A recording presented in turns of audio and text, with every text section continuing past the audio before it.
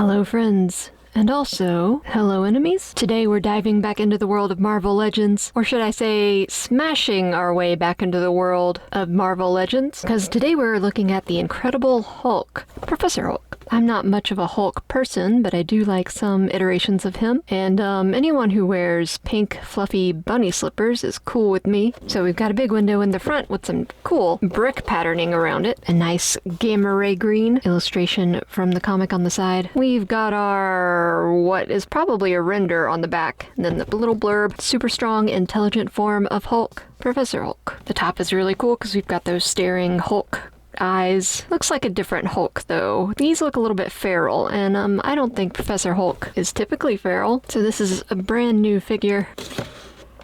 By the time this video premieres, it'll be a little bit less new, but that's how time works. Because I have to edit the video. Also, it's my birthday. I mean, not really, but it's close enough that I'm going to say it's my birthday. So happy birthday to me. Here is a smart Hulk with fluffy bunny slippers.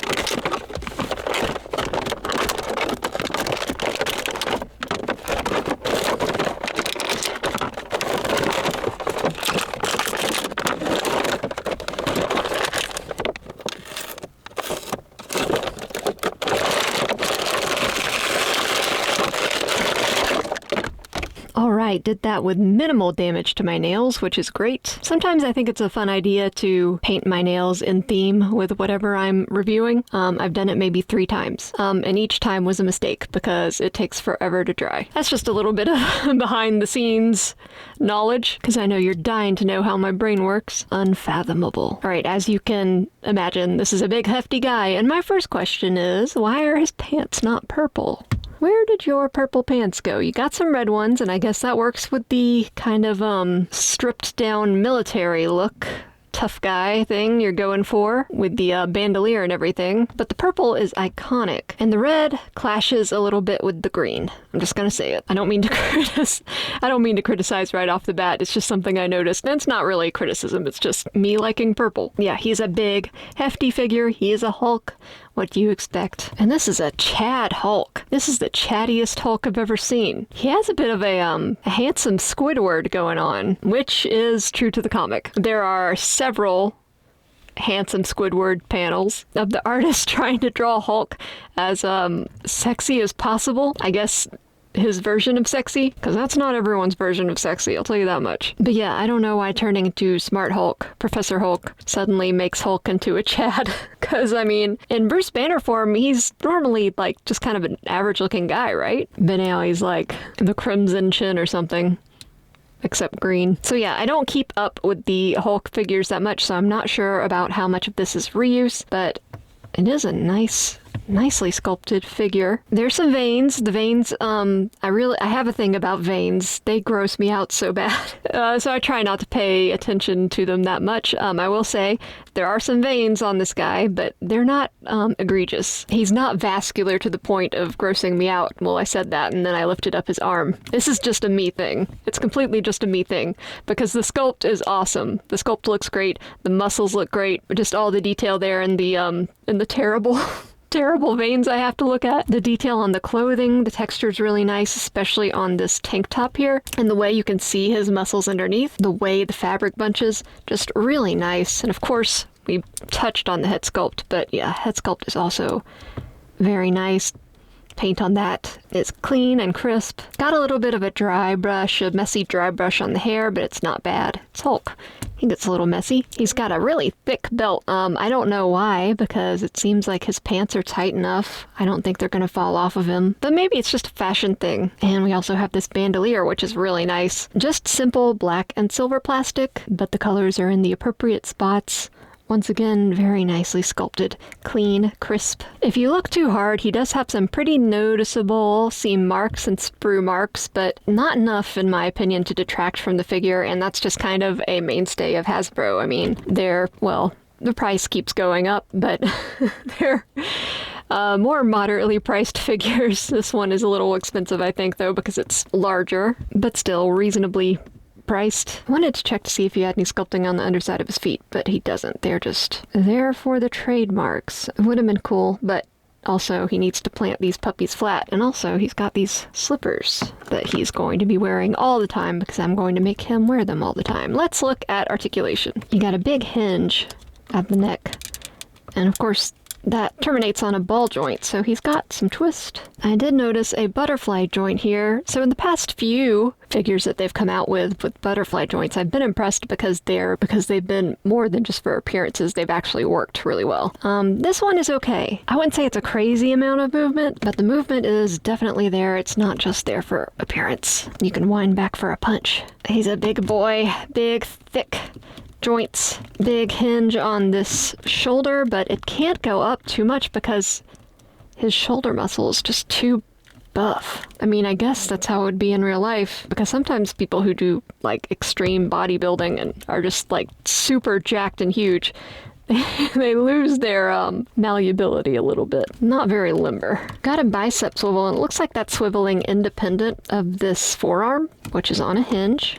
Got this kind of cap serving as the elbow to hide that hinge. Swivel and hinge on the wrist. Hinge doesn't really want to move. There we go. It's not much. I feel like his body parts are just moving in on one another and kind of hindering movement, which isn't surprising. Let's take this off. Because, yeah, you can remove this. Get a better look at what he can do without that bandolier. Is bandolier the right term for it? It's very modern. I play a lot of Red Dead Redemption. Do we call it something else now? A little bit of twist. He's got more crunch. And then on that seam hidden by the belt, or mostly hidden unless you let the belt drop like I did, big twist. Out to the side. Pretty nice. Not back very much. Big, thick thigh swivel. Double knee. Ugh. But again, we run into the muscles. And for the feet, we got another big hinge, and a nice rock. So for a big guy and a Hasbro figure, articulation, pretty good. Nothing crazy. So let's look at accessories. He does come with a few. You've seen them already in the package. He comes with extra hands. You can see he's got a punching hand. He comes with another punching hand, and then a trigger finger hand, because he comes with this, what I can only assume is a space gun. But that's nice. It's really, once again, really well sculpted, and just a simple silvery plastic, but it does work. There's a little bit of black here on these ports. Bunny slippers, extremely cute.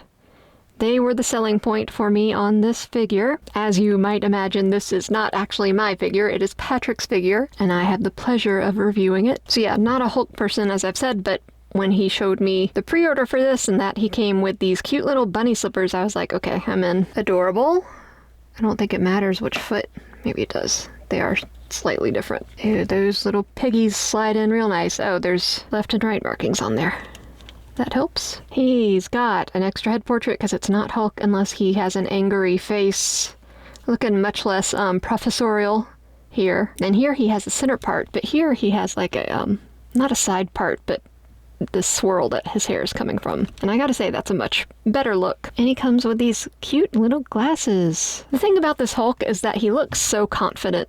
And he has a lot of reasons to be, but with the bunny slippers and the glasses, I kind of want him to have the expression of like a lowly nerd. You know, someone like me. Like kind of a meek, kind of a meek expression, or like a reading the book introspective expression. But here he looks ready for battle, which makes sense. He's the Hulk. But just kind of a more low-key, relaxed expression, I think, would have been really cute on him. I guess that's a really girly opinion for me to have, but whatever. So let's see how he stacks up against some other people. So here is a Cosmic Legion from Four Horsemen, typically bigger than Hasbro figures, but not bigger than the Hulk. And it looks like someone that Hulk might fight, or debate, maybe. Here's another large Marvel Legend, but not as large as Hulk. I guess few are. This is Beast, obviously. Two science bros, sciencing all over the place. Here he is with Daredevil, so here you can better see that size difference. This is a more standard Marvel Legends figure. This is Big Boy. More big guys. This is Colossus. Let's scoot them to the side, because we also have another guy, literally.